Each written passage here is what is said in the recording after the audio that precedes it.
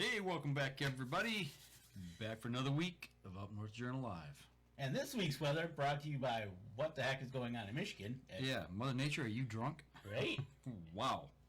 Cold, rainy, 52 degrees. Good grief. I was ready to get snow shovel back out here in a minute, I tell you. I know, right? Man. But don't worry, by Friday it'll be 90 in 2 days. Yeah, it's supposed to warm up like tremendously again, so. The grass is going to be... Don't even get me started on the grass either. I know, right? That's even worse, so. All right. Ron Moses is in the cabin. Where have you been? Man alive. Adam Wynn is joining us tonight. Derek Vaughn. Hey, what's going on, Derek? What's up, Derek? Getting ready for TAC is what we're... That's right. What's up, man? Derek, hope to see you there. We're going to see him there. Mark Allen is watching. Hey, Mark Allen was actually on the river, St. Clair River, walleye fishing as I was camping. Oh, nice. He took a video going right in front of the campground. Oh, really? Yeah. Spying on you. Yeah, no, he was wanting some of our deer camp coffee. Oh, I see. So, yep. So, anyway, Mr. Moses, where have you been traveling the country? I know the price of diesel right now is probably breaking everybody's bank. Mm-hmm. So, have you been on the road lately? All right. Let me share this, and we will get rocking along tonight. People are piling in the cabin. Got a good show for you tonight. Stay tuned. At the end of the show, we've got a special announcement. We're going to have an announcement. So make sure you hang with us. So are you ready, Danny? I'm ready. All right. Well, let's get rocking and rolling. Here we go. Stand by in 3, 2, and 1. Welcome back to another episode of the Up North Journal, everybody. Host Mike Adams, sitting in a chilly cabin tonight here in mid-Michigan. 52 glorious degrees, raining, with none other than Dan DeFall. What's happening, everybody? Welcome to a rainy Michigan Wednesday evening, live in the cabin. That's right, folks. It's rainy outside. Have no fear, it's Michigan. 2 days, it'll be 90. Yeah, it'll change. Give it time. Mark Allen says, thanks for the shout-out. Yeah, hey, whenever you're spying on Mike Adams, it's always good to shout out. Wow, $1,500 to fill up. Oh, wow. Derek Vaughn picked up a few more shrooms tonight after the rain. There you go. Stay tuned. We've got a shroom hunter on. That's right. We're going to be talking about mushroom hunting in the second half of the show tonight. Right, exactly. So, all right. Well, let's get with it and let's help the people who help us. Absolutely, folks. I tell you what. Once again, if you haven't been down to Sterling Heights to the brick and mortar store for deer camp, you got to get there. But you can also check out buckbaits.com to check out the latest stuff that they got at Buck Baits. Whether you're talking hunting, a call, or some minerals or anything, go over there to buckbaits.com. Check it out. Get 20% off your order if you use the promo code UNJ20. There you go. Packer Max. Never too late to go talk to Lincoln Rowan about that Packer Max. If you want $25 off your order, use the promo code UNJ25 at packermax.com. Speaking of, remind me after the show. I need to talk to you about that. All right. I tell you what, JPO game calls, whether you're talking turkey call, the Omni Series, squirrel calls, he's got them. Go check out the website, jpogamecalls.com. UNJ10 gets 10% off your order. Natalie at theislandarmory.com. I can't say much more than how wonderful they are to work with them. Go check out their website. They're continuously adding on the front page what they have in stock, and in the website they can order. And if you want 10% off your order, use UNJ10 for 10% off your order at theislandarmory.com. Last but not least, Deer Camp Coffee. Like I said, get to the brick and mortar store. Try some Nitro Brew or cold brew that he has, or pick up some Deer Camp coffee, maybe some UNJ blend, right? And if you use the promo code UNJ10 at deercampcoffee.com, you get 10% off your order. I tell you what, that would be kind of nice right now. It would be. Right? It's actually, I'm glad we got coffee tonight, tell you the truth. Exactly. Instead of cold brew. And I tell you what, It is actually warmer in the UP than it is down here in the lower. By a lot. By 10 degrees. It is 62 and sunny up in Newberry. Where? Up at Cedars. They have Deer Camp coffee and a great pizza, and we are carried on 123 FM up there. So get up there, enjoy the UP, and enjoy some pizza and coffee. There you go. All right. Well, what do you say? Will you get right into it tonight? Well, there's nothing better than having on somebody that has a success story. I like talking about success. Right, exactly. Yeah. None other than Mr. Mark Coleman, all the way from Indiana. Mark, what is going on tonight? Another beautiful evening. Other than, like you said, the weather could be a little better. A little bit. What's it like down there? Right now it's high 50s and damp and just mist and rain. Okay. Overcast, yeah. Just, I don't know. It's the kind of day I'd like to be in the woods, Yeah. but it's not the kind of day you want to be driving on the road.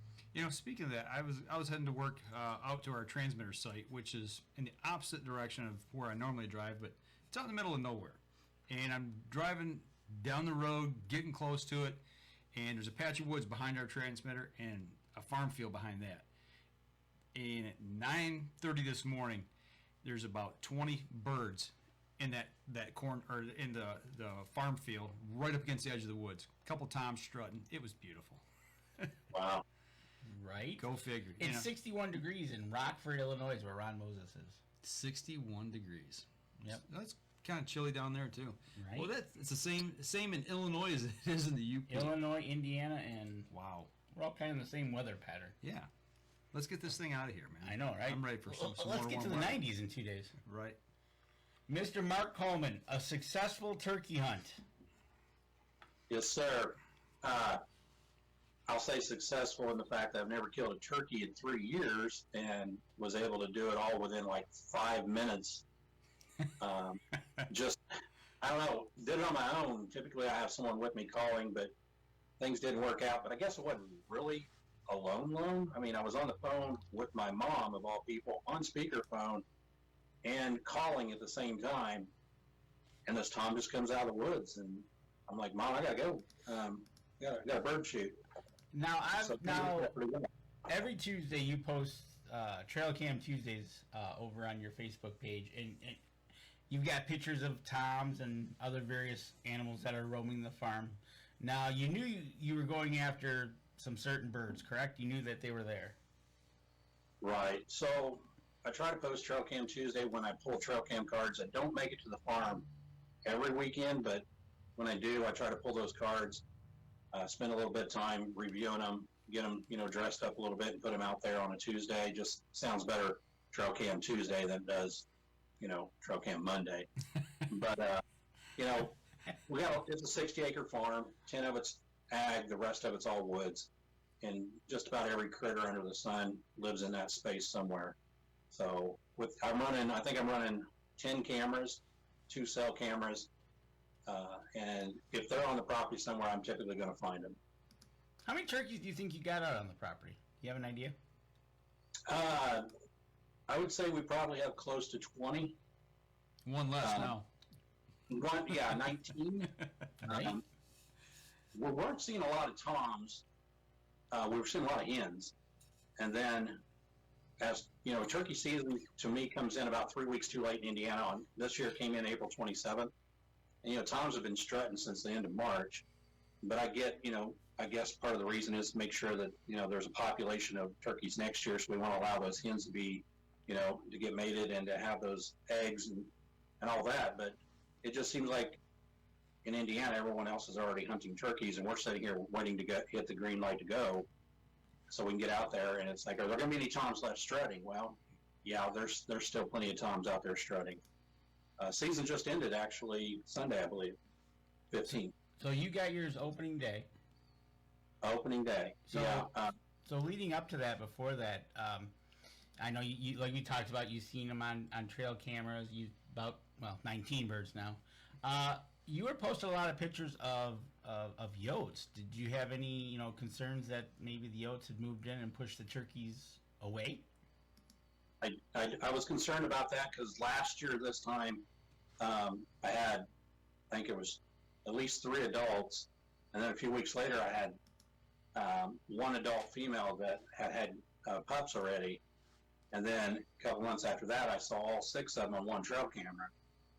And having a pack of 6 running around on a small property like that, there's not too many places they can hide. They're going to find something to eat. And then we have bobcats. We have at least 3 bobcats on the property. So between the Yotes, the bobcats, and the aerial assault from some of the birds, turkeys got to try real hard to survive in that space. Well, and then they got to fit in between the raccoons, possums that like The skunks. the skunks that like to steal the nest eggs. So Yeah. It's not easy on them. And there's many trail cam photos that I don't post that are of, raccoons and possums.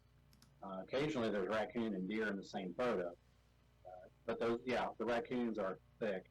And I wish trapping prices would go up, and I could probably eliminate a few of those. right, exactly, and that's that's been an issue for years with the fur prices coming way down. Fur prices fell, I don't know, back 2008, 2000, I'm sorry, it was 2013, 2012, somewhere in there. The bottom fell out, and that was the last year that I trapped. Right, I haven't exactly. trapped since then. So since 2012, fall of 12. So that opening, I'm kind of excited about this turkey that I shot because where it came out, I thought it came out right in front of one of my trail cameras. My brother called my attention to it. He said, I think you probably got a picture of this turkey about 2 or 3 minutes before he showed up in the field. So I pulled trail cam cards that night, took them home. I do have one of those low-down viewers, but I didn't have it with me. So I had to bring them home, put them on the computer. Unfortunately, the turkey came out about 50 yards down from where my trail camera was at. So I didn't get a pre-photo of him, even though I did take a couple of photos as he was coming across the field. It would have been nice to have him on the trail camera to kind of timestamp that.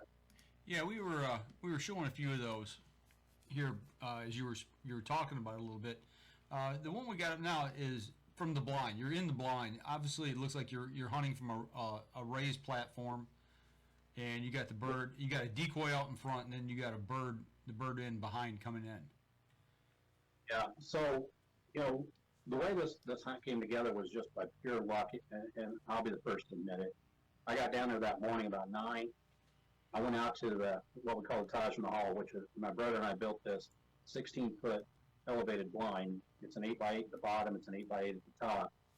And I got back there about 10 o'clock, sat there for about an hour and a half. Only saw a hen come out about 200 yards away, and I was like, she's just going to hang out back there. She don't care about these decoys that I got set up. So I got out of the blind, went and did some mowing, checked trail cameras, walked around looking for mushrooms to see where the season was at. And then when I got back into that blind about 5 o'clock in the afternoon, that's when I was sitting there, and Mom calls me at 5:45, somewhere in there. And I'm holding the cell phone in one hand, and I'm holding my turkey call in the other hand, calling at the same time. And just out of the corner of my eye, I saw something move in the field about, 150 yards away. And he just came right out to the field, never made a sound. And once he saw those decoys, he started coming straight in. So what do? Instead of thinking, get ready for the shot, I grabbed my cell phone. I'm like, I'm going to capture a couple photos of this because I'm probably not going to get a chance to kill this bird. So I snap a photo of him on his way in. Then I snap a photo of him as he goes to full strut for like 3 seconds.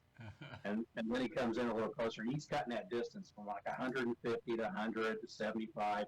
And when he gets about 50 yards away, I'm like, put the phone down, dude, and grab a crossbow. So now were you calling at any point, or were you just letting him come to the decoys? Up to the point that I saw him, I was talking to my mom on the cell phone on speakerphone and calling at the same time. But as soon as I saw him, I put my call down, got off the phone with Mom, and then I turned to see if he was going to come towards me, if he was going to go on north. And he didn't really commit to any direction, so I hit the call a couple more times. Then he kind of perked up and was like, hey, there's something down here I need to check out. And then he started coming straight on the string there, just, slowly walking towards the decoys. So I just quit calling. I was like, okay, I'm just going to take a couple, 3 pictures, capture the moment. And then when he gets about 50 yards, that's when it's going to get serious. And he stopped at about 40 yards. So I just grabbed the call and just gently bumped it a couple more times, and then he was fully committed. And I thought, if you get to 30 yards, I'm going to put a crosshair on you and see what I can do. Now, He did. speaking of calls, Tammy's asking, were you using a box call, slate call, mouth call? What kind of call were you using? I'm using this here, I guess it's called a box call. Picked that up at the Indy Deer Turkey Expo off of a gentleman that I knew from Michigan named Greg Abbas. And I thought, well, I'm new to this. Really don't. I played with mouth calls before. Wasn't real sure what I was doing other than just trying to keep from swallowing that darn thing. So this was pretty easy. Just pick it up, push the button, and it worked. I mean, he heard that, come out of the woods, come out the field, started checking things out. Once he saw the decoys, I think he was 100% committed to just coming down there and introducing himself. Did he ever shy away? Did he ever get to a point where the decoys, he's like, this doesn't look right? Not because of the decoys. When he got about 30 yards, I decided to go ahead and pull that crossbow up. Of course, I'm in an elevated blind, and the wall is about 2 foot high, so it's about a 10-foot height that I'm sitting in a chair. So when I reached forward and I grabbed that crossbow and I brought it up to my shoulder, at that point, he was about 30 yards, and he stopped me, looked right at me. And I thought, it's over. And he turned and he started to walk away. He took about 5 or 6 steps away. Still wasn't sure, but he just knew something wasn't right. So I reached over and I bumped that call a couple more times, and he turned back around. But this time he was very cautious, but he was wanting to get close to those decoys, but he also knew something wasn't right up there in the upstairs. And I was like, okay, if he gets to this one little weed out there, I think that's about a 20-yard shot. And if I can get him to turn broadside right there, I'm gonna drop him. And I got lucky. I'll say that. People talk about shooting him in the head. Mm-hmm. If they're facing you, shoot him in the beard. If they're facing away from you, shoot him in the butthole. All those things. But a good friend of mine, David Holder from Ray's Hunting, he's a big advocate of shooting him in the shiny spot. Shoot him in the shiny spot. Yep. And if you do that, you take their legs out. And if you take their legs out, they can't fly because they have to have their legs under them to get enough speed to get their wings up and to fly off. So you may not kill them immediately, but they're not going to fly away. You're going to be able to follow them through the woods on the ground. Sure enough, I knew I didn't have much of a window, and he's turned at 22 yards. He turned broadside, and as soon as he did, the crossrails found that shiny spot. I just pulled trigger, and I heard that thump, and he rolled, and then the feathers just started coming off of his belly, just these little feathers everywhere. He went about 15 feet, and then just went completely still. And I was just in shock. I'm like, this just happened. I was on the phone with my mom 5 minutes ago. I just killed the first turkey ever, and it was a nice one. Now what do? I get my phone out and start taking pictures again. Well, I tell you what. Okay, we got the bird on the ground. So before you get up to the bird here, let's take our first break. And when we come back, I want to talk about the afterwards of what it was like and all that about going through all that process and those thoughts and emotions. Absolutely, at that point. So, and we got some questions lined up. So we're going to step outside to take our first break, and we'll be right back after this. All right, folks, you got questions for Maverick, the turkey slayer from Indiana. Bring him on in, because we're going to ask him. Got a bunch of them lined up and ready to go. All right. Here we go. Stand by. 3, 2, and 1. Welcome back. Talking turkey hunting. We got a bird on the ground with Mark Coleman right now. But the thing we need to do is figure out, okay, so you pulled the trigger on the crossbow, the bolt went flying, you got the bird down, he flopped around for a second, and he's done. What's going through your head at this point? It's your first bird. One, I just was like, I've been 3 years trying to get a chance to even shoot a bird, and now it's all over just this quick. And then I'm also going, that bird didn't leave the field. It's right there. So it's no mystery. I know I just killed a bird. And then it dawns on me, it's like, okay, I've never killed a bird. What do I do now? Well, first I called Mom back because I told her I would, because I kind of interrupted my call with a bird coming in the field, and let her know. And then it was 5:50 p.m. in the evening. So my brother, he works till 6 p.m. And he's always the guy right there that's, helping me play by play, make sure we're doing everything we need to be doing. So since he wasn't there for the moment, I really wanted him to experience some of this because we were going to hunt the next morning together. He didn't even know I was down there hunting the first day of season. He thought I was going to wait till Thursday morning with him, but I went ahead and did it anyway. And so then, okay, it's about 70 degrees out. Do I need to go over and pick the bird up? Do I just leave it lay? Do I, all these things going through my mind. What's the next steps? I'm like, all right, well, it's, I'll wait till 6:05. I'll call him when he gets to his truck. He'll answer his phone. And I'm like, hey, Mike, you headed home? He's like, yeah. I'm like, can you come out to the farm? And he could tell in my voice that something wasn't right. And he thought something had happened, whether I hurt myself with the walk-behind DR trimmer, where I got the truck stuck. He knew something was up. And he's like, you okay? And I'm like, yeah. He goes, did you truck stuck? I'm like, no. It's like, I just killed a bird. I just killed Tom. He's like, oh, okay, well, I'll be out. So then, of course, he lives next door to the farm. So he had to get home, change clothes, and then, here he comes through the woods. And I'm out there already. I've gotten down. I've walked it off to measure 22 yards with a crossbow. I'm thinking, oh, that's a great kill. But before I got down out of the stand, the turkey had gone still on me. He just kind of flopped around, then he just stopped. And I was like, is he dead? Or is he just playing possum on me? About 3 minutes later, he just rears up in the air and just flips over one time. And I actually caught a photo of him flipping, got his feet up in the air where he's making his last final attempt. And then he goes still again. And it's like, okay, I think he's done. So I get down, since I'm waiting on my brother to show up. I walk out there and I'm like, okay, look at all these feathers. And I look for my bolt. And of course, I've got a mechanical broadhead on there. I find it, the luminox lit up. And I'm like, okay, wow, that it went all the way through him. He's just a few feet away.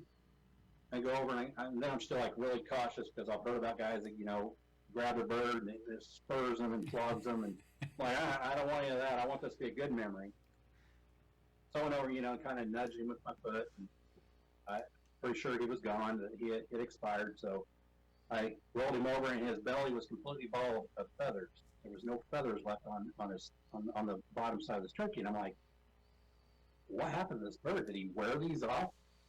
I asked taxidermist later. He's like, no, when you shot him, as he's flopping across the field, it's just shredding those feathers off of his stomach. I'm like, okay, well, I basically plucked half this bird while he's flopping around the field.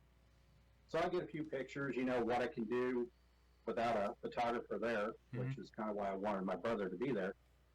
Kind of wrapping my head around the distance, take a picture, from the dead turkey back to the blind, get all the angles I could possibly get on my own. And then he shows up and he's like, I tell him the whole story. He's got to be patient and listen to me while I'm walking through the whole thing. And then he's like, all right, well, let's go ahead and get this bird over here. And I didn't have any to measure the beard with, and, picked the turkey up, kind of held it a little bit, said, I think it's at least 20 pounds. And he agreed with me. And then we thought, well, let's get a few photos in here real quick and let's get this bird on off to the processors. So as soon as we got the photos done, and he's a photo nut too, so he's like putting in a hat and he's laying the turkey one way, let's hang him on a post, and giving me all these tips and pointers around how to be a photographer. And then, of course, we had to check the bird in, so I did that online. And then I called the taxidermist, are you open? How late are you going to be open? He's like, yeah, I'll be there. Just, bring it on over. It's a 30-minute drive. I was telling him, it's first bird ever, not sure what to do. He's like, don't worry about it. Just bring me the bird. I'll take care of it for you. But no, it was celebrating the moment. Would have been better with my brother in the stand with me, but knowing that he could experience it from the after point of me killing the bird but not disturbing the scene, I think he was just as excited as I was. And I can guarantee you he was up an hour before me the next morning wanting his chance at that bird be, to get his bird on the wall as well. And your mom had to be pretty happy as well, I got to imagine, too. You give her a call right away. Yeah, I gave her a call, and I'm like, Mom, I don't remember what we were talking about when that bird stepped out, but I'm all ears now. And she's like, did you get the bird? And I'm like, Yeah, I did. She's like, oh, that's great. That's awesome. And then we, of course, quickly moved on to another conversation because that's just how, conversations go with Mom is, hey, I just got a bird. And Mom's never been a real big hunter. So to her, it's like, oh, okay, well, that part's done. I guess, it's over, right? You kill the bird, that's the end of the hunt. That's kind of the beginning of the work. So, Right. But no, quickly got off the phone with her after making sure she knew everything was good on my end. She could tell I was pretty excited. She was happy for me. That's awesome. Tammy wants to know, you were up in the blind. Now that you've got your turkey, now think back, you're in your blind. What was the most important thing that you took with you to the blind besides your cosmic brownies? Yes. I'd like to say I had a cosmic brownie with me, but I had just spent 2.5 hours using the walk behind yard string trimmer down in the bottoms, which is about 600 yards through the woods and down a hill. So by the time I got back to the truck, which, key point there, the truck was parked 42 yards from the stand. I parked it in the corner of the field, and I thought, well, I'll just leave it there. So when I got back up the truck, about 4:30 or so, I was exhausted. I was hot, sweaty. I had grass clippings and who knows what all over me because I'd been mowing. And I just stopped the truck, got a bottle of water there, and put the DR trimmer in the back of the truck, and then walked the 42 yards to the stand, climbed up in the stand and sat down. And fortunately, there was a little bit of a breeze, and I was like, oh, I can sit here and just relax, kind of cool off. I've got 3 hours before, sunset. Plenty of time. If a bird comes out, we'll see what happens. I was just basically taking a break. Then Mom called me. But, other than a cosmic brownie, which would have been nice to have at that time, I would say that bottle of water was the key thing that really was important at that time. Yeah. I mean, that morning when I left the stand at 11 o'clock that morning, I left my crossbow and everything in the blind. I didn't even uncock the crossbow. I just left it sitting loaded in the blind because I knew no one else was going to come around. And it was upstairs. And, I was like, what, I'll come back this evening. If I decide to hunt, I'm ready to go. If not, I'll decock the bow and take it back to the house. So all I had to do was go up there and sit down. So you mowed, and you went back to the truck, and the truck was 42 yards from the blind, and you left the truck, went back, got in the blind, and then killed the bird. Yeah. I think I sent you one picture of me mowing, and the timestamp on that trail camera, I think, says it was like almost 4 o'clock. That was me 600 yards down in the bottoms mowing still at 4 o'clock. And then I came back up the truck, took a little break in the truck, kind of, gather my thoughts and say, what, I think I'm just going to climb up there in that elevated blind and just enjoy the evening. I mean, it's beautiful out. Why not? Yeah. And so all the commotion and noise didn't bother the bird. I mean, obviously. No, the bird came up from the ravine behind the blind, which was probably 300 or 400 yards from where I was mowing. I was down for 2.5 hours making all kinds of crazy noise, and evidently that didn't disturb them. And then being on the phone with Mom, having her on speakerphone and talking to her, not knowing the bird was even in the field until they got within 150 yards, didn't seem to bother the bird.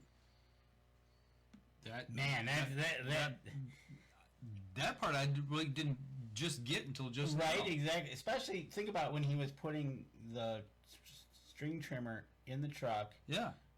Monkeying around the truck, the noise he was probably making. Shutting the tailgate, shutting the doors on the truck. Right? Yeah.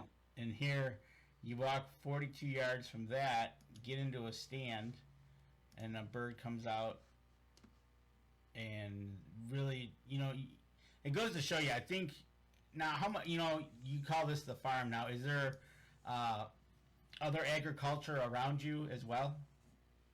Yeah, I would say to the north, where this turkey was actually headed before he came to the decoys, there's a ravine and then a cornfield, and then the field that I was sitting and watching was a bean field last fall. Those are the two fields that are the closest. The body of water that's closest was completely the opposite direction on the other side of the property line. So, I mean, there was a couple of ag fields there. He was in one. The other one was about 300 or 400 yards north.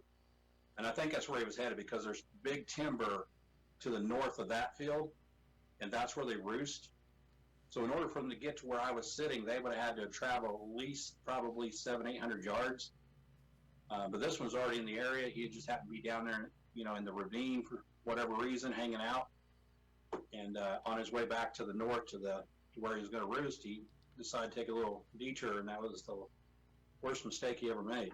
And I think what happened, and being in the ag area that you are, the noises probably didn't bother him because he's probably used to it. Maybe used to hearing different noises, yeah. Right, when you're like up north, in the middle of nowhere, and you hear that a different odd sound, you'd be like, well, what's that? Right. Where he's probably like, oh, farmer's doing his thing. yeah. So it's like, Yeah. hey, let me go look over here and see what's happening. But Tammy does say you make it sound effortless, Mark. I know, and I probably will never duplicate this hunt ever again, which is fine, because every hunt's an adventure. But Yep. I did so many things wrong, if you want to call it that, from the perspective of the last 3 years of getting up before daylight, slipping into the blind, waiting quietly for that first gobble, and then trying to get him to come off the roost and come to you. I'd never hunted in the evening for him. Honestly, I was just sitting in the blind cooling off. That's why I took the call from Mom. I mean, if I was really serious about it, I probably wouldn't even have taken the call. So from now on, are you going to take a call from Mom, whether you're deer hunting or turkey hunting? I'm going to call her, and I'm going to say, you just stay on the phone for a few minutes while I make these few calls, and I'll get my box call out, and I'll just, I'll just bump that just a little bit. She'll be like, what is that? Don't worry about it. You just keep talking to me. So now the most important thing in the blind is the call to Mom. Right? Not only is That's it all I have for turkeys is my mom. right, it's the mom call. Not for hire, so. Yeah. And thinking back, like on that, like you said, you never hunted in the evening, and that just adds to the, now you've done it. And it's like, okay, and Yeah. Everything you did, like you said, it'll probably never happen that way again. No. But it's so awesome, and it's just and the best part is you were too busy taking pictures. I know. It's coming I in. mean, that's what I do on the farm every time I go down there is I check trail cameras, I mow, I plant food plots, and I take pictures of wildlife.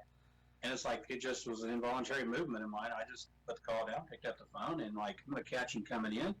He went to full strut twice, and each time for about 3 seconds. And I caught him once when he did. And then, I was like, oh, it's, what? I'm supposed to be getting my crossbow and taking a shot at this dude. Pay attention. This moment's going to pass before you know it. But now the decoys, they're DSD decoys, full strut tom and a hen. The thing about the DSD decoys for a full strut tom is when you get them, you don't get a tail fan with them. So last year, I didn't have a tail fan because I never killed turkey before. So I put the decoys out without the tail fan. And I'll tell you what, it's the game changer is having a tail fan. If you don't have a tail fan on there, it just doesn't look right. And I actually asked David Holder when I was out in Iowa in March for Spring Thunder if he had an extra one. He's like, yeah, I do. And I said, well, I'll buy it off. He's like, nah, you just take it. And it was beaten up. I mean, he'd used it a few times. 2 or 3 feathers were missing out of it. But it did the trick. I just, put that on there, and that's what really is the appeal, is seeing that tom in full strut with that tail fan sticking out there. Well, I tell you what, that was one of the questions I was going to ask you. That was on the chat was, what is one piece of advice that someone gave you that changed your hunting? And it sounds like, the getting a actual fan to put on the decoy was the ticket. Yeah. So the 2 things that I had in mind, one going into this was I'm going to shoot him in the shiny spot, and it's a controversial thing. There are people that say don't do that. There are others that say, oh, no, that's, you don't want to do that. You want to shoot him in the vitals. You want to shoot him in the head. But I wanted to try shooting him in the shiny spot. And then 2, having that tail fan, made the world of difference, night and day, from the response from a 3-year-old tom was seeing a turkey in full strut, and that tail feathers being the one, the indicator that, hey, I'm here to impress this girl, really did do the trick for me. That is awesome. I tell you what, we're coming up on our next break. Let's finish up our conversation about your turkey hunting, and then let's get to another form of hunting, which, man, you've been rocking it this year. All right. Absolutely. We're going to step outside, take our next break. We'll be right back after this.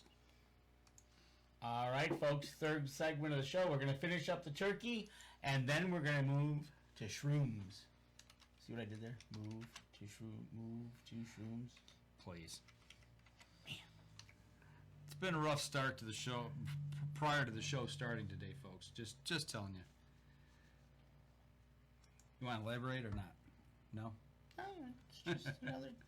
Just another day. Just another day here in the cabin. Just another day in the cabin. Got Mark Coleman on. Don't forget, we got an announcement here. And we do got an announcement here. We'll announce it in the fourth segment of the show. So stay tuned for that. And we will... Sorry, all I can think about is bubble bath. No, we're not going to go about no bubble baths. There's no bubbles in the bath. Wow. It's okay if you do. It's all right. Wow.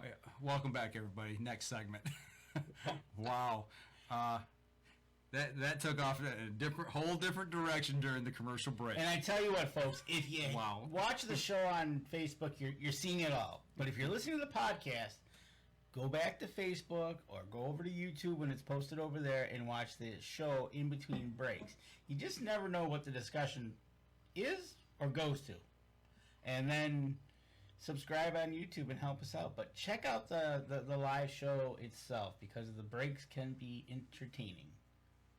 Or at my expense, I guess. This time at your expense, right? Right. All right, Mark. You've now got the bird.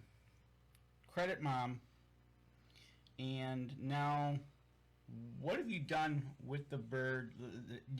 Have you had some of the bird? Have you cooked it? Where are we at with? Yeah, so, I don't have any recipes. I can look some up, I'm sure. Probably some friends that have had wild turkey before. But once I took it to taxidermist, he field dressed the whole thing for me. Put it in Ziploc bags, and I had like 15 pounds of, the breast meat and the drumsticks. And he coached me a little bit too, and he's like, hey, you can cut that breast meat up into little chunks and make turkey nuggets. The drumsticks, he said there's a lot of tendons in there, so you might want to slow cook it. Get it really, really good where it falls off the bone, and just pick it apart and make sandwiches out of it. Like, okay, those are both great ideas. So I just, I took them back to the house. He recommended I take the two breasts and separate them and put them in separate bags, because that's a lot of meat to try to thaw out one time. So I appreciate that. So put them in the freezer, and I have yet to get them back out to try anything. I'm anxious to see what that's like. I've heard that wild turkey is really good. Do you smoke food? I had a smoker. The element went out. Just last weekend, we went to town shopping, and I've got my eye on a nice Traeger that I think is probably going to make it into the household here before summer's over. Well, I tell you what, if you want to add onto that recipe, try smoking the breast meat. Take a breast and smoke it. Okay. I had a friend of mine do one of mine when I got a turkey. He smoked it for me, and yeah, it was good. I don't think it left the office. I don't think it made it out of the office. It was good though. You shared? Yeah, well, that was a mistake. Wow. You didn't share with me, Mark. It never made it home. Wow. Well, I'm open to recipes. If anyone's got any, send them my way. I would love to make a list of recipes, because it's going to take a while to eat all that. And like I said, with the dark meat in that, slow cooking recipe is probably the best. It's not your butterball, so and let us know what you come up with and how it is. Absolutely. I'll be posting pictures of it, I'm sure. Absolutely, you will. Turkey nuggets are delish as well. Right, exactly. So that sounds awesome. Now, let's get on to the other part of the hunting that you've done this year, and you are up to 21 pounds on your hunt of picking up morel mushrooms. Another thing that I like to eat, yeah. Talk about something good to eat. Frying up a few mushrooms is the way to go. This year wasn't the greatest year for me. It started off a little rough. I hunt mostly public ground. So when you do, you run into people all the time. So this year, spent about 100 hours. I took a couple weeks off work. I haven't taken 2 weeks in a row off work for 15 years. But I wanted to get out and do some turkey hunting, which success on the first day provided plenty of opportunity for me to go walk the woods. The day I killed my turkey, I actually found 2 mushrooms on the farm that were about 2 inches tall, so I knew kind of where the season was headed. It was just kind of kicking off. So, I usually when I go hunting mushrooms, I go early in the morning when it's still cool out, and I'll walk usually 4 to 6 hours, anywhere from 8 to 10 miles, checking out. I'm a tree hunter, so I look for specific trees, kind of improves my chances of finding mushrooms versus just scouring the whole countryside looking for them. The only place I have that's private is the farm, and this year it produced 1 pound, so the other 20 pound all came from public land. Wow. Now, And the most exciting thing this year was I hadn't taken my wife mushroom hunting in 25 years. And I'd found a place that was flat ground, easy hunting, and I really wanted to get her back into the outdoors and experience the good side of hunting, not the up and down the hills and hollers and spider webs and snakes and all that. So I took her to the spot. She found 22 mushrooms the first hunt we went on. wow. And then I think she found another 16 the second time. A week later we went. And we run into people all the time. We ran into people we knew because we're all from the same small town, and the property happened to be right here in this county. But it was that to me was the most exciting part, was to see my wife enjoying the outdoors with me and finding. And I knew every time she found one, because you'd hear this little giggle or laugh, and I'd be like, "Oh, you found one, didn't you?" Yep. So photo ops. Right, exactly. And just a quick tip from Tom Gensel: he pressure cooked his legs on his turkey. Pressure cooker, okay. Right. So, when you're out there walking, is there anything in particular you're looking for? Are you looking for a clump of grass? Are you looking for a special tree? Are you looking for something that, obviously, if you've gone year after year to the same spot, do they regrow in the same spot? Yes, they'll die out eventually, and you have to find new spots. But for me, I'm a tree hunter, so I'm all the time. Doesn't matter what time of year it is. If I'm in the woods, I'm looking at certain trees to say, okay, next mushroom season, this might be a good spot. And I'm using my Onyx app, and I'm dropping a pin saying, come back to this spot. Because I hunt one spot that's a state park that's 3,000 acres. So when you get way back in there, it's kind of hard to remember exactly where you were at. So you drop that pin, and it takes you back to the spot. But I look for certain trees. Elm trees, dead elm trees typically were the best. And then sycamore trees has been my number one producer the last 2 or 3 years. Okay, so I think about 5 sycamore trees together. Okay, so another thing besides looking for a certain tree, I noticed you were carrying them in a mesh bag. Yeah. Is there a purpose for carrying them in a mesh bag as opposed to a plastic bag or a Ziploc or what? Right. So when I was a kid, we just used whatever's available. Your T-shirt, Walmart sack, whatever it was. Over the years, as we learned more about the morel mushroom and the spores that they let off as you are carrying them, by having a mesh bag or something with holes in it, it allows the spores to kind of spread out through as you're carrying them. True or not, doesn't really matter to me. The bags I use, you can buy these online, and there's specific morel mushroom bags you can buy, and you'll pay $15 to $50 for one, depending on what you want. I'm kind of a cheap guy. I found a different way to do it. If you can find a mosquito head net and turn it upside down, it becomes a great mushroom sack. It'll hold about 3 to 4 pounds of mushrooms. It won't crush them, and it lets them breathe, and they don't sweat. So I think I got my first mosquito head net mushroom bag for like $1.49. Now I've got 20 of them. And so the mosquito net is, I guess the holes are big enough to let the spores out as you're walking. Right. Yeah. The way I understand it, you can't see the spores. They're that small. So it's just, having something that's breathable. Okay. You put them in a plastic sack and you get home, and if you've had them on your hip or carried them through the woods, the ones at the bottom aren't probably going to look like mushrooms much. They're probably going to be a little bit of a mush. And the longer season goes, the more fragile the mushroom becomes. So, you just got to be very careful that you don't fall on them. I've done that. get them caught on a briar, and always check your bag. Especially the mosquito head nets have held up really, really good. I've used the same ones for 5 years, but if you get caught on a briar bush, check the bag and make sure it didn't rip a hole big enough that you end up losing mushrooms along the way. So don't just assume that your bag is going to be intact when you get out of the woods. Check that off, and hopefully you're putting mushrooms in the sack and checking it at the same time.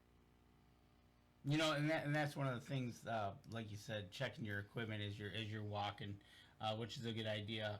But that's kind of neat to know that you can actually kind of, as you're picking them, replenish the land, I guess, with the possible future. Mm-hmm. It's almost like conservation at its finest, right? Yeah, absolutely. You take, but you're actually giving back by using the proper bag. I've picked a few before. I'm no expert at it by any stretch of the imagination, but question. So there's a morel on the ground. How do you go about properly picking it? Is there a technique to it? Huh? You jump on it. That way it doesn't run off and hide. I mean, do you pinch the base and twist or pull it? Or do you use your easy cuts? You know. Right. So mushroom hunting has become an art, I guess. If you go online and look at morels, you can find all kinds of equipment to use. Anything from the bags to a knife, a walking stick with a morel carved in the end of it. I kind of like to use what God gave me, and that's these hands. Mm-hmm. And I intentionally don't trim my thumbnails for about a month prior to mushroom season, so that thumbnail's just a little bit longer, and I just pinch them off. I just reach down, give them a nice little squeeze, and pinch them off right there at the base, right above the dirt. Okay, so you break them off. You don't just pull it, so you're pulling part of it out of the ground. Nope, I just pinch it off right there at the dirt because, well, you can eat the dirt, but it just doesn't taste as good. So I just pinch them off. Usually I'll cover up the stub, as I call it, with a leaf or something, because I've come across where other people have found mushrooms because I hunt public ground. And as much as I'm excited for someone else to find a mushroom, there's a little bit of disheartening moment of seeing a bunch of stubs in an area where you were hoping to find mushrooms. So I just kind of cover them up so that other people don't have to experience that moment of, they were here, but he's hiding the stubs. Yeah, he's hiding the stubs. Oh, you tricky little devil, you. So so have you ever run into other morel hunters out there while you're out there? Yes. So, I run into people that I know even, and they're like, hey, how are you? And there's times, if I've been out there an hour or two and I'm doing well and I've got a pretty nice, mosquito head net half full of mushrooms, and I'm not going to say I'm great at hunting them. I mean, I've been hunting them 45 years. But I tend to do okay. I mean, 21 pounds sounds like a lot, but it was a bad season for me.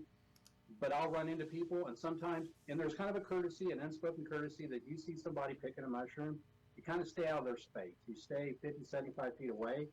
I had a gentleman this year watched me for 45 minutes while I hunted this one spot.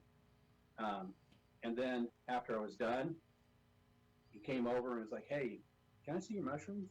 He just wanted to see what I had, what I had found. He had like 15 mushrooms, and I had, about 2 pounds at that time, which at that time was probably about 50 or 60 mushrooms. But he respected the fact that I was in this spot and that he didn't just rush in there and want to help me find mushrooms. It's a moment to allow that person really to explore that area. When they're done, they move on, then you can go in there and you can give it a final sweep.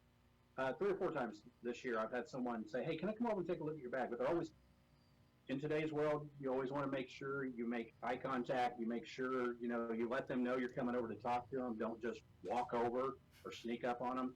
It probably wouldn't end well. So they are eyeing up the competition. Yeah, I talked to a young lady and her husband this year. I had, a pretty nice sack full of them, and they had about a pound of mushrooms between them. And she hollered at me from a distance, said, "Hey, do you mind if I come over and I just want to look at your mushrooms?" And I'm like, "Yeah, sure, come on over." And you Google eye a little bit at them and go, "Wow, those are really nice mushrooms." And then she had one that she was carrying with her, and it was probably 8 inches tall. It was a big. It was a monster, and I had nothing near that size in my bag. And her husband's like, yeah, she won't put it in the bag. That's kind of her trophy. That's her award for finding the big mushroom. She doesn't want anything to happen to it, so she's carrying it through the woods. But it was a beautiful mushroom. It was absolutely amazing. It's a booner. It's a booner. I'm sure it tasted good, too. Absolutely. Okay, well, there's a question. When it comes to different sizes, the bigger they are, do they taste different or better? Or For me, they do. I like right after the season starts. I don't like to pick a mushroom if it's an inch or less tall. Mushrooms do grow. There's a discussion out there around whether they pop, and that's the biggest they get, or if they actually grow. They grow, or at least the ones I hunt grow. But I like them between that 3 to 4 inch size. They're still fresh. The bugs haven't really found them yet, and they hold up really well. And you can cut them in half really pretty easy without them falling apart. You get them above 6 inches tall later in the season, because the lifespan of a mushroom is about 15 days. When you get towards the end of the season, I think I sent you a picture of one I found that was orange and already molding and kind of just, I picked it, smelled it, and it smelled sour. That tells me do not put this in your bag. But the bigger they get, the more fragile they become. The bugs start working them over. I'd much rather have a 3 or 4 inch mushroom frying in a skillet than I would to have to cut a big one up in about 12 chunks and fry it up individually. I still like the shape of the mushroom when I put it on my, I'll buy hamburger buns and make sandwiches out of. And I like the smaller ones. okay, All right, we're up on our last break. We got a couple more questions about Morels, and then we'll have our announcement in the last segment. all right, we're gonna step outside, take a quick break, and be right back after this. All right, folks, this is it. Last segment of the show. Get your questions in. If you got any questions left from the Shroom Man himself, Maverick. Give a shout out to Tammy for being on. Yeah, definitely. She's got a couple more questions here we got for you at the end. And oh here, you know what? I'll ask it. Not in the break. All right, here we go. All right, welcome back. We are back for our last segment. We're out picking mushrooms. We are picking up mushrooms. You got a And question? I got a couple questions. First one is, when you're out walking, I know you're out in the woods. That time of year, are you wearing rubber boots? Are you wearing hikers, tennis shoes? What are you wearing? I've wore both. I've wore hiking boots, and I've really committed to rubber boots. And because springtime can get wet, you get a good rain. Some of these small creeks will fill up. So when I go hunting mushrooms, there's really not a trail to follow. I just kind of go where I think the best spot might be. Those rubber boots have come in handy. In the morning when the dew's on, those rubber boots come in handy to keep you from getting saturated there. So I'm definitely the rubber boot fan. Okay. Now, Tammy's never had a morel mushroom. What? And she wants you to best describe the taste and the allure of the morel mushroom. The word divine in heaven, and then right here. No, so there's a lot of ways to fix mushrooms. You can fix them 9 ways to Sunday if you want. You put them on steak, you put them on pizza. I'm pretty straight up with my mushrooms. I cut them in half. I soak them in salt water to kill any, live critters that might be in there. And then I rinse them off, throw them in some flour, and then while I'm throwing them in the flour to kind of get them a coating, I am melting a stick of butter in a skillet. And the key is don't put more in the skillet than the butter will allow you to fry a good coating on. And don't fix more, and this is just my opinion, but don't fix more than 1 skillet full, because the residual butter that's left in the skillet, when you go do that second batch, that butter is going to burn. And that's going to give them a weird taste, a weird look. They'll turn orange on you. But frying up a mushroom that's just been floured in a butter and getting a crisp on them, I don't know. I'm going to go with, it's very, very close to backstrap. It's the flavor's not there, but the taste. If I had to choose between a morel mushroom sandwich and backstrap, it'd be a tight race. Just because, I don't know, there's something about the crunch of those mushrooms, the texture of that mushroom, and the flavor of that butter. You can't go wrong with butter. And there's different kinds of butter out there. We just used some butter that's called Kerry Gold. And, oh my, what a difference the butter made in that taste and that texture. They just fried up so much. And afterwards, you'll have a sandwich or two, and then you'll have some leftover on the plate. And it's just, you'll sit there and just, like popcorn, just eat them. Now, you're talking butter, not margarine. It's got to be butter. Butter. Yeah. Yeah, we had some this week. My son, he brought some home from his girlfriend's, and he cooked them up, and I ate them. Right? So, I kind of liken it to almost, I wouldn't say, almost like an almondy type taste to them. Am I right? Yeah. Am I right in saying that? You think more like a nut, almost like a? Yeah, it's got. It doesn't have a strong meat flavor to it, but it doesn't have a vegetable flavor to it either. But it's kind of. I don't know. I just you just gotta have it. You know what? It sounds like to me. I've had them once, I think, but it sounds to me it's like you got to have somebody that knows how to prepare them. Yep. Prepare them for you. Yeah. Because for what you just described, if you kind of mess up one of those steps to get to the end product, it'll be. And it doesn't sound like it takes much to mess them up. No, and I've done them in cornmeal too, but I'm not a big cornmeal fan. Me, it's just straight flour and butter. It's pretty simple. 15 minutes, they're done. Because just when you're frying them up, the smell is enough to make you just wish you could reach in there and grab one out of the skillet. So, from the time you put them in there and take them out and you're done. I'd like to try them in the air fryer one time, but we haven't quite got there yet. They don't make it to the air fryer. No. Or when you're doing the flour, do you put them in a wash? No, I tried that too with an egg wash. Yeah. And I made more of a mess than anything. And what I do is I get a small, plastic Tupperware bowl. I'll put a cup of flour in there, and then as I'm rinsing them off, I'll give them a little gentle squeeze, and to get the rest of the water out of them, I always toss them in that bowl, and I'll put the lid on, and then I just give them the old shake. Give them a shake, gotcha.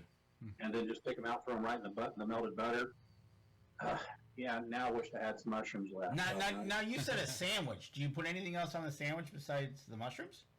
No. Okay, so it's just bread and mushrooms. Yeah, it's just a hamburger bun.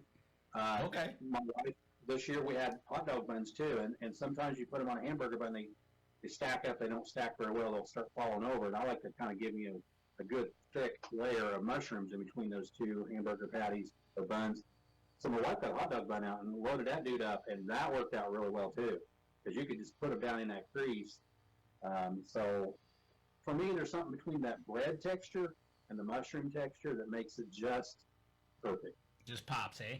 I wonder if you were to take the bread and put it, as soon as you take the mushrooms out, and just put it in the pan with the butter real quick and toast it. Yeah. With that butter, if that would add a little to it. It would. I'm just not that patient. Okay. There you go. It's just not that patient. A question. You've been out all spring. Have you run into any ticks? Yes. Depending on where you hunt. Down at the farm, I come out of the woods one day and I think I had 5 ticks crawling on it. Now I do spray down with some anti-tick spray or whatever you want to call it. Permethrin? I think it started with a P, yeah. Yeah, permethrin. It's permethrin. Yellow can, aerosol, and I just sprayed that on real good. That kept a lot of them off of me. I've been to one patch 5 different times this year and never came out with a tick on me.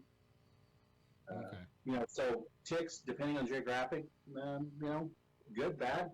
I've seen some snakes, seen box turtles. One day I saw 6 box turtles. That was quite a few box turtles.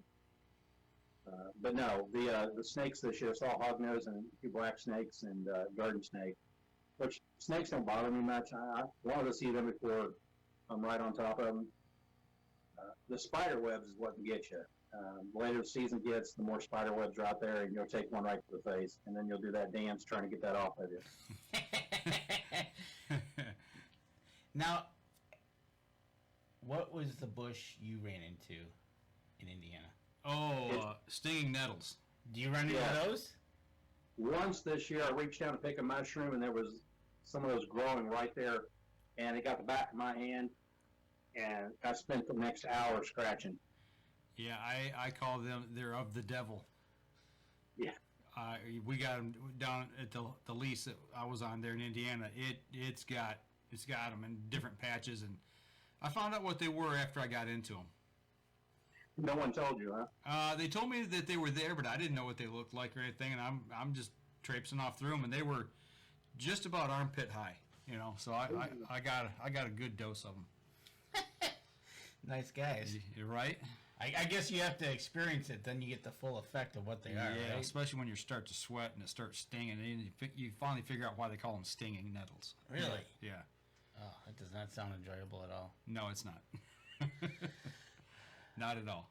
Anything else you want to talk about turkey or shrooms to top off your season, which sounds like you said because it was so warm, you think mushroom season is over? For down here, you might be able to find a few mushrooms, but the woods is so overgrown that you're going to have to be right on top of them to find them. And that's, to me, that's not exciting to have to wade through the grass and the stinging nettles to find a mushroom that potentially could be good or bad because the season's pretty much at an end. I would give one tip to anyone that's trying to find mushrooms: hunt the south-facing slopes first because they warm up sooner. Okay. Doesn't guarantee you're always going to find mushrooms, but your best chance is to hunt those south-facing slopes first. Okay. And Tom Gensel says ticks were bad on the warm days. Yeah, I bet. Hey, well, you sent me some pictures. I got 4 of them here, and to me, it almost looks like an eagle nest. Did you run across an eagle's nest? I did. So in one of the counties north of me, as a state park, Prophetstown State Park, and they usually have a honey hole for mushrooms up there, and this year somebody else had it before me. I usually find like 5 pounds of mushrooms in there, and I found 1 mushroom. I walked 10 miles that day, and I came across this eagle's nest. I could see it across the big field, and it was in a big sycamore tree. So I worked my way over to it, and you can actually walk right up to the base of this tree and look up. The eagle was in the nest up to the point that it saw me, and then it flew off and came back and landed on another limb. But that nest, I mean, it was bigger than the bed of my truck. It was huge. Wow. It just massive. Yeah, just Very impressive. Just the one eagle that you saw? Just the one. I don't know if there had any young ones in the nest or not, but it would fly off and fly back and land in the limb. I wanted to walk up under the tree because I'd never actually gotten up under a tree just to see, do they drop off, the side of the nest? Do they drop off like the bones of any fish or anything that they've eaten? I've always heard that the eagles will go off to the side to use the bathroom off of one side of the nest. And sure enough, as I'm walking up this tree, the green carpet turned white. There was just little speckles everywhere, and I knew then where I was standing in the bathroom, basically underneath this nest. You're in the landing zone. Yeah, so quickly moved over to a limb and tried to hide myself as much as I could, which trying to defeat the eagle eye is not an easy thing to do. Right. And I just stood there as motionless as I could, and I could see the shadow come over the top of me every now and then of the eagle flying around. And it did end up landing in a tree off to the side, but any movement I made, it left the area quickly. Do you have a lot of eagles in your area down there? Where I live, backside my subdivision, there's a really big creek called Sugar Creek, and the eagles will fly up and down it, so we'll see them flying over the neighborhood. I counted, I think, 6 at one time, and you'll hear them when we're out. We went for a walk last night. I didn't hear any eagles, but there was a lilac bush that smelled really strong, but and I'm not a big fan of lilacs, but no, there's eagles that fly up and down through here that really come back really strong in our area here in this part of Indiana. So it's not uncommon to see one in a field, feeding on a carcass, or just flying over the subdivision. Yeah, we're starting to see a lot more of them. Actually, I saw one last weekend on Lake St. Clair. Yep. They're at Harson's Island. So it's nice. It's nice to see them around. So Absolutely, it's always good. So we're getting here close to the end of the show. I want before we do anything though. I talked to you about this, Danny, before the show, and I want to make a point of this because I saw a picture today. We went out kayaking on St. Clair River last weekend. And it was 85 degrees, but we still wore our wetsuits because the water is so cold. There's a photo today that surfaced, no pun intended, of a guy on a sit-on kayak in shorts, no shirt, no PFD, in Lake Huron. And when I was on the river, I stuck my hand in the water, and in 15 seconds, my hand hurt so bad from the cold, it it was physical pain I couldn't take anymore, and I had to take it out. So if you're out there in a boat, wear your PFD. If you're out there in a kayak, for goodness sakes, make sure you're dressed for the water. Wear a wetsuit, wear a dry suit, stay close to shore, which is what we did, just in case. Because like Danny, you said, nobody plans to tip over. Nobody plans to tip over, and nobody says, hey, I'm going to go to do whatever I'm doing for the last time. Yeah. So don't make it happen. Yeah. Because that's why they call it accidents. Well, you know, in temperatures like that in the water, I mean, I think the water temps right now are 45, 50 degrees. And hypothermia sets in, I think they said, in exhaustion in like 30 minutes. And that water moves Yeah. at that point. So Yep. you're going to have to do some swimming to get to anything. Yeah. So Make sure you take a marine radio with you if you're on big water.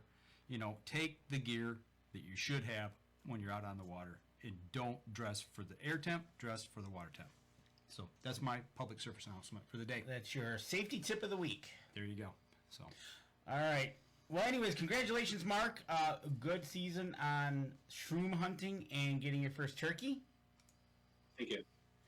And our announcement that we want to announce is, yeah, you're right, Tammy, those are pretty rough currents up there. We do have an announcement at the end of the show. Last week we had a gentleman on, Adam Wynn, a young guy just south of us here at the cabin. We're going to announce that he is joining the pro staff of Up North Journal. So we have him aboard. Mark and now Adam Wynn are now on the pro staff of Up North Journal with us. So stay tuned for more from Adam as he does his fishing and hunting. I think he's still turkey hunting. yes, he is. So- Yeah. They've still got about 2 weeks left here. Yep, end of the Michigan. month. Yep. So congratulations to him. Welcome aboard. So you got a partner in crime now, Mark. That's a good thing. So we got Michigan covered, and we got you done in Indiana. So yeah, we expect some more good reports. And he is into ice fishing. So when you're ready to do some ice fishing, come on up, and we'll get you on the ice. Yeah, I've never ice fished, so that would be a great opportunity to, expose myself to a moment of something different than what I'm used to. I'm not sure I'm ready for fire on the ice. But We'll build a fire on the ice. Yeah. We'll keep you toasty warm. And Mark, we announced Adam on the team. We're going to give you the last shout out. Would you like to give us an update at Raised at Full Draw, how they're doing? Do you know any information on that? Yeah, so I appreciate that. Raised at Full Draw is a nonprofit organization based out of Iowa, and it's a youth kids camp, 3-day camp. Camps are going to be starting here real soon, so we're always trying to drum up support to help get these kids to camp, and to try to get kids to camp that may not have the funds to go. It costs $250 for a kid to go to a 3-day archery camp to learn about how to shoot a bow, get certified to shoot a bow, and to learn, first aid, how to climb a deer stand safely, wear your safety harness, and all that stuff. So my wife and I have even put a Facebook challenge out there, and that if someone will donate $100 to sponsor a kid, my wife and I will cover the other $150 to get a kid to camp. Because what happens is typically a sibling goes, the oldest sibling goes, they experience camp, and then they come back and tell their younger siblings and they want to go. Well, then all of a sudden the parents are like, well, that's $250 a head. I'm not sure I can afford to chunk out that kind of money for them.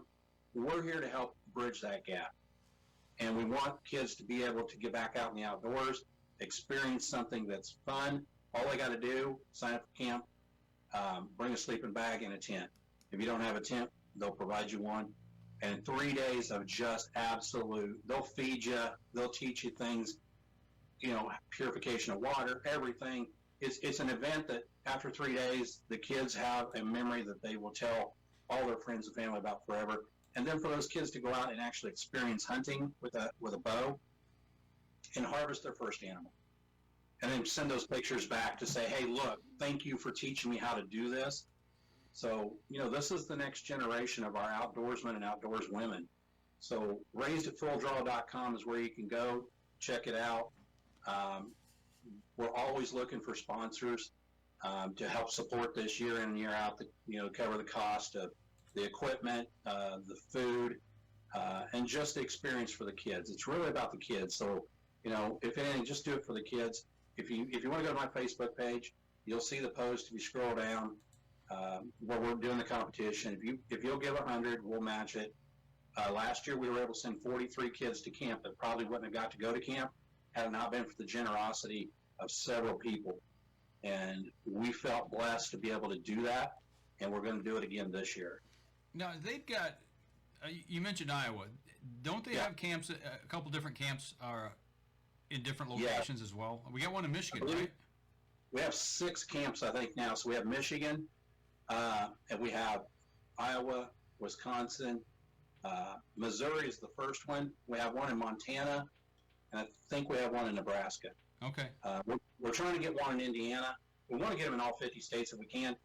Right now, Donise, who's in charge of this, she drives the truck and pulls the trailer to all these locations. Mm-hmm. So starting in June until August, she's on the road hauling all this equipment, setting it up, and then volunteer. She's the only paid employee. Everyone else is a volunteer at these camps. It's a great experience for the volunteers to get engaged as well. Anything that you can do in camp, we got a job for, whether it's pick up trash, mow, set up, take down. Experiencing that, seeing that experience from the kids' point of view, seeing them learn and grow. So, it's a busy time. I think Donise drove almost 5,000 miles last year, hauling that trailer around. But it's just having that passion to get the kids engaged. But yeah, we are in multiple states. We will continue to grow this, and hopefully we'll be able to share this experience with a lot more kids. Awesome. Do you have a number you're trying to reach for the amount of kids that you're sending? Personal amount would be at least 20. Last year, I think I came out of the gate looking to sponsor like 10, and we ended up getting so many requests in a two-week period that we ended up sponsoring all the requests, 43 kids. Now, there were some guys and girls that would say, okay, I'll give you $100, and we'd sponsor one kid. There was others that got their business to join in, and they would give 1,000, and we're like, okay, that's fine, we can match that. And getting your business involved, getting them engaged, really helping support. If you're passionate about the outdoors, if you're passionate about seeing kids put those game controllers down, get off the couch, get out of the house, these are opportunities that we're trying to provide for those kids. And year after year, I think, you have to be 12 to start, but I think you can go to like 3 or 4 years in a row. Okay. And every year you build relationships and friendships and networking with other like-minded kids that might become lifelong friends and lifelong hunting partners across all these states. So it's just a great opportunity, and that's why my wife and I, we really support this because of that. That's awesome. Go ahead and share that over on the page when you get a chance. Let's help Mark get to the number. Let's try to beat last year's number. Yeah, 43 is what we hit last year. Do you have a deadline? I would say deadline, camps are going to start here soon, but they're always building up for other camps. Okay. So I would say not really. I mean, next 30, 45 days. All right. Let's help you push it, and we'll share that over on the page, and we'll push it and see how many kids we can send. UNJ can help send to camp. They'll greatly appreciate it. I guarantee you that. Tip of the hat to you, my man. Absolutely. That's good work right there. All right. So, we're here to the end of the show. Next week, we have anything lined up? We're working on something. We don't know if we'll have something. So we'll go with that. And if not, you'll see Danny and my smiling face here. That's right. So, I know we got TAC coming up here real quick. We got TAC. We got. If anybody needs to get their bow tuned before TAC, or actually if you're just going out to 3D stuff, make sure you stop over at Sunrise Archery. See Derek and the gang over there. Let them tune you up and check out. If you're looking for new gear, make sure you get down there and check them out as well. All right. That it? That's it. All right, folks, that's going to do it for us this week. We'll be back again next Wednesday night, same time, right here at Up North Journal Facebook page. You all take care. Have a great night.